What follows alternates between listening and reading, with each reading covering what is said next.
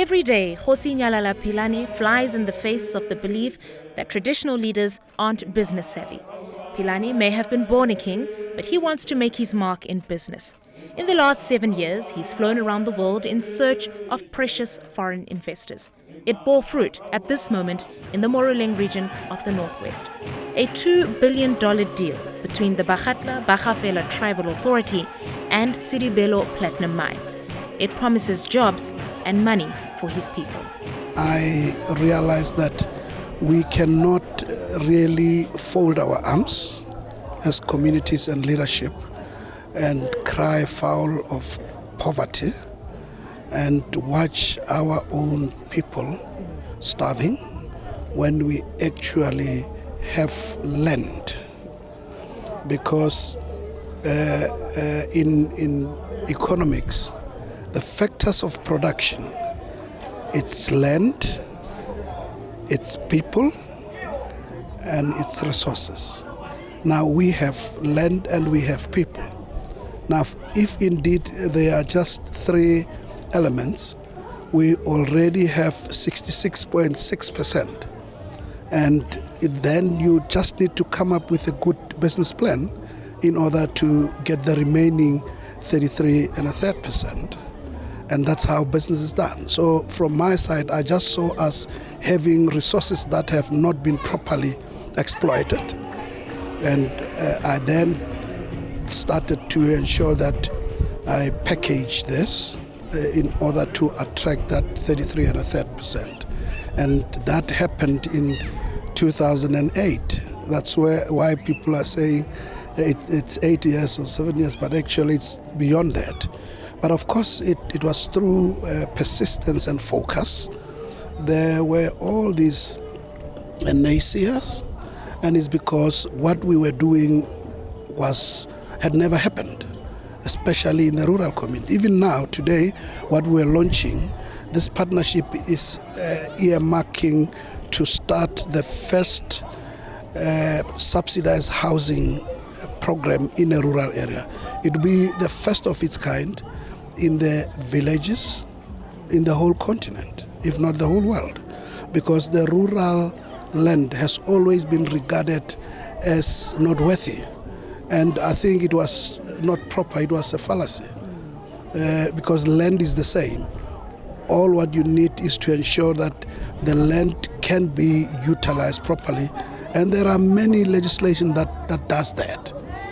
For instance, what we are now going to be doing is to plan the land, survey it properly, and then we rezone it, because currently all the land in the rural areas, and I'm sure that is why they say it's not worthy, because it has been classified as a agricultural land.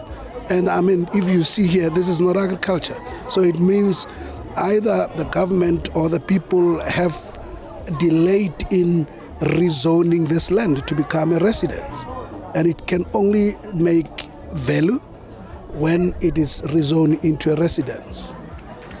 Kgosi, balancing the needs of a community and the interests of business is not an easy task. And if you go around this country, there are examples that say it very clearly, where communities are left with nothing, and yet, mining companies have come in, they've taken whatever they've taken from the ground and gone. How have you gotten it so right with your partners in this particular respective project? Well, I think that's the unfortunate part of business thinking. In business, anybody is there to make profit. And some are very shrewd that if you wink, they are there, they are gone. So with us, they found us ready, because we are the ones who started developing the master plan and the model. So if anybody who comes in had to fit into the model. And that is why we had this control. It was still a struggle, because they also never expected to find that tough stance. Hence, there was this struggle for 7 years, and only now they are saying, hands up, we are now joining, and we are now going to move according to your master plan. For those that are not familiar with your vision, could you just give them a broad overview of what it is that you envision for this community coming as a result of this partnership? Well, the vision is basically to ensure that we utilize land as a resource, and we also utilize leadership as a resource, something that has been neglected in South Africa. If you have a proper leadership and you have land, these two can create a solution. And by the way, what we are now doing, we have just turned our land into a proper resource by rearranging and planning it properly. So my message to other communities and my colleagues is to say, once you have land, you already have a start. What is needed now is for you as a leader to try and ensure that you identify the potential of your land.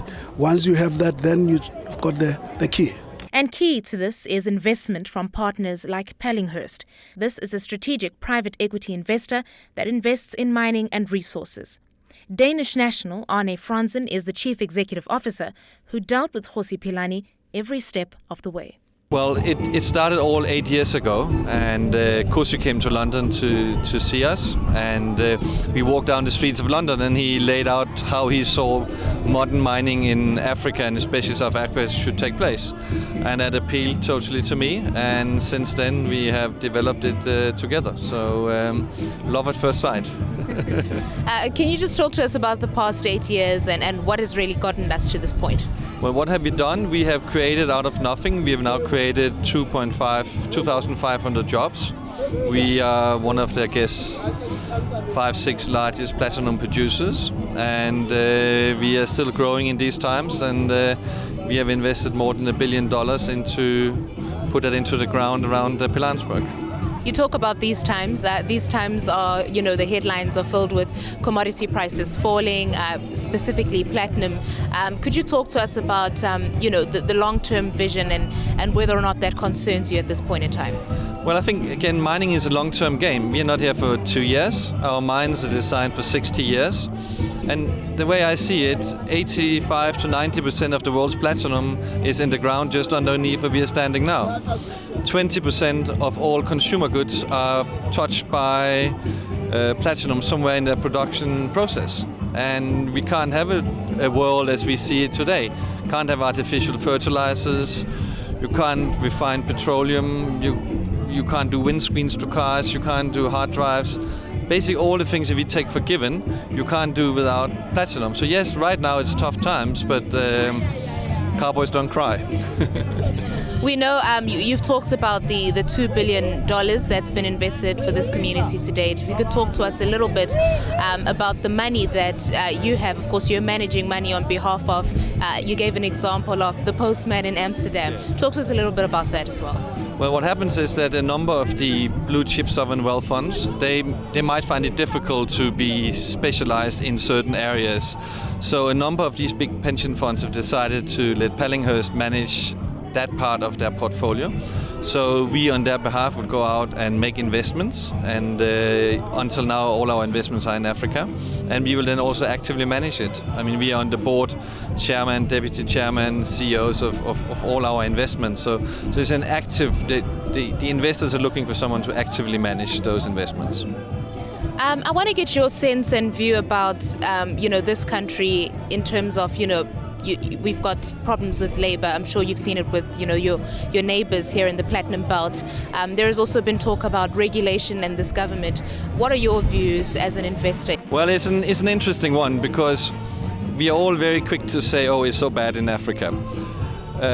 Australia introduced a 40% tax overnight without warning anyone. That's called nationalization in my mind. Okay, they got the better of it and removed it. Each country has its own challenges, and when you deal with things like mining, you're going to the core of a nation, because, like, even go back to the Freedom Charter. I mean, it's mentioned. It is something that is typical and something that is of concern to people. Everyone will have a view, and it comes with the package. That's why, for instance, our investment in the platinum is done also with the South African government. The IDC has invested big into our platinum company as well. This was a big royal turnout. 5 of the 7 kings recognized in South Africa turned out for the signing.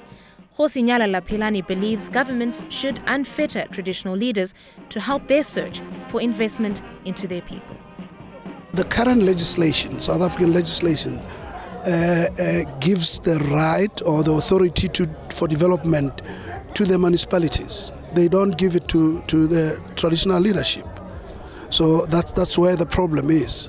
And we need to make sure that government can now start to believe in using the traditional leadership as part of governance and also as a resource. Because when I indicated earlier on, I said communities must understand that they must have a proper leadership and land. Now, if the leadership is not yet proper, that's where the problem is. So I think on the part of government, not to say that they are necessarily opposing, but they are not familiar with what we are doing because they are only used to them doing the things and not us. And when we start doing it, they start to say, now what's happening? And we are saying, but we are together. And we are doing for the same interests. So actually we are complementing government, and we want them to see it as partners, as actually relieving the burden from them.